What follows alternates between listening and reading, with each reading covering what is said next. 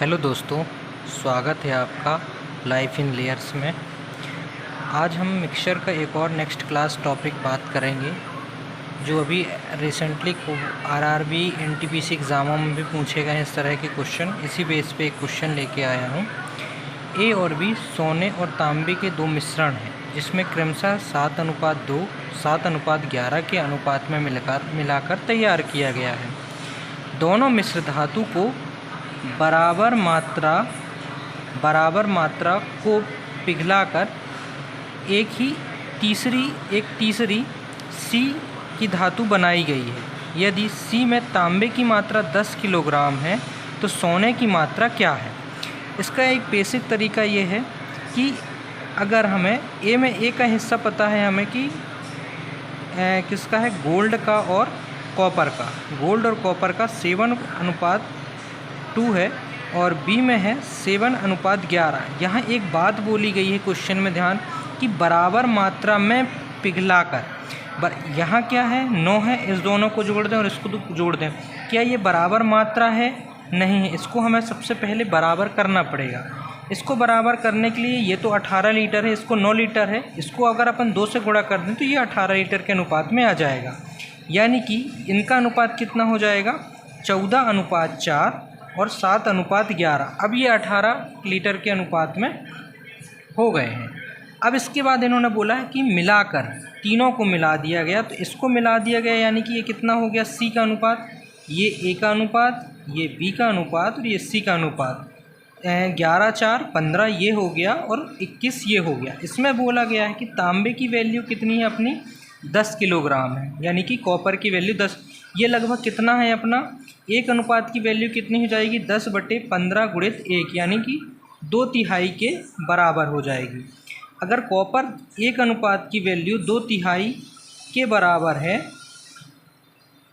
बराबर है तो गोल्ड की वैल्यू कितनी हो जाएगी, 21 का 2/3 कितना होगा, 2, 7, 14, यानी कि इसकी टोटल वैल्यू कितनी हो जाएगी, 14 किलोग्राम। ये तो हुआ अपना बेसिक तरीका।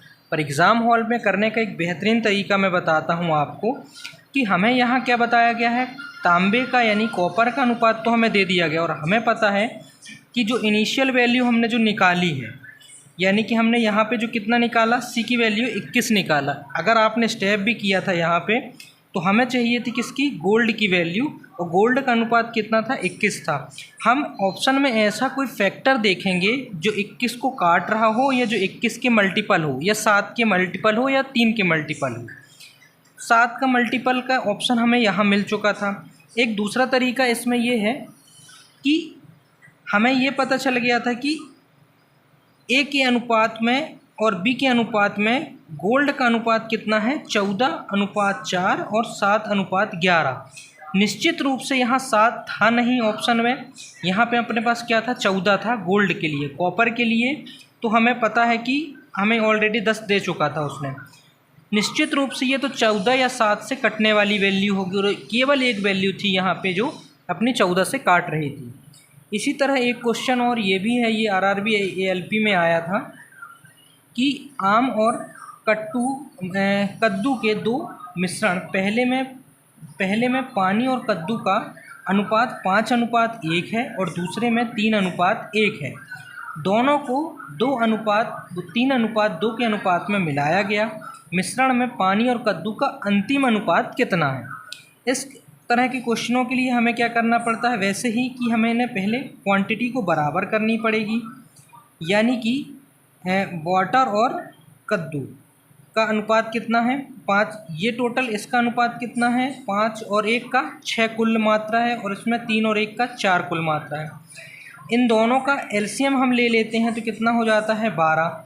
यानी कि इसको 2 और इसको 3 से गुणा कर दें तो ये बराबर हो जाएगी। तो एक्चुअल मात्रा इनकी बराबर मात्रा कितनी आ जाएगी, 10:2 और इसकी हो जाएगी 9:3। अब ये दोनों बराबर हो गए, ये भी 12 हो गए, ये भी 12 हो गए। अब इसने क्या बोला है कि इन दोनों जो मिश्रण है पानी और कद्दू का, इसको हमें 3 और 2 के अनुपात में मिलाना है। 3 और 2 के अनुपात में मिलाने का अर्थात क्या है, 30 ये हो जाएगा और 3 दूनी 6, 9 दूनी 18 ये और 3 दूनी 6, यानी एक्चुअल इनका अनुपात कितना जाएगा 12:48 हो जाएगा, यानी कि 4 एकम 4, 12 एकम 12, 12 चौके 48, 4:1 के अनुपात में ये आएगा, है ना। ये हुआ अपना बेसिक तरीका। इसको समझना ज़रूरी, क्योंकि कई बार ऑप्शन में भी अपन जब ऑप्शन से करते हैं तो फंस जाते हैं, तो इनको एक बार समझ लो तो, ताकि एग्ज़ाम में अपन फंसे ना। एग्ज़ाम में अपन क्वेश्चन को करना ही है, मैथ्स के खासकर। इसमें हमें क्या कर सकते हैं, हमें इसमें क्या बोला है 5:1 के अनुपात में। इस तरह के क्वेश्चन आप मिश्रण में बहुत मिलेंगे। जो मैं ये तरीका बता रहा हूँ ये हर जगह लगेगा, कहीं फेल नहीं होगा ये। इसके बाद 3:1 है, ये 2 तरह के मिश्रण है। इसका जोड़ कितना हुआ 6, इसका कितना जोड़ हुआ 4। एलसीएम कितना है इसका, यानी ऐसी कोई दो संख्या जो इन 6 और 4 को काट सके, इन दोनों 12 है सबसे छोटी। अब हमें देखना है जब हम 12 ले लिए तो इन दोनों का मिश्रण कितना है, इनका अनुपात 5। इस एलसीएम में हमें 5 को जोड़ देना है, क्योंकि ये एक्चुअल क्वांटिटी है 12 लीटर। एलसीएम ना मान के, इसे संख्या ना मान के, इसे मान लो ए और बी, यानी कि पानी और कद्दू का जो टोटल मिश्रण है ये कितने का है 12 लीटर का है। पर हमें मिलाना कितने के अनुपात में है 3:5, यानी एक्चुअल अनुपात कितना मिलना चाहिए 60, यानी 60 लीटर बनेगा। तो ये टोटल 3:5 के अनुपात में पानी और कद्दू का अनुपात हो जाएगा।